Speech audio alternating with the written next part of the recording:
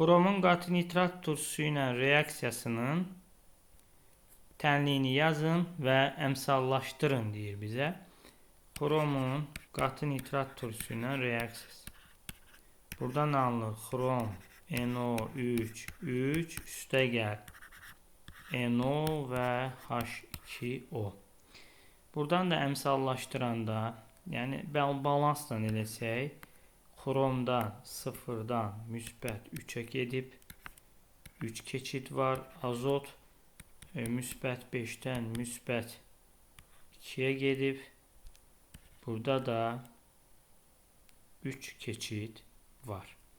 Deməli 1 yazacağım. Azot buraya nitrata 4 yazacağım. Suya da 2 yazacağım. Bu bizim reaksiyamızın tənliyini yazdıq və əmsallaşdırdıq.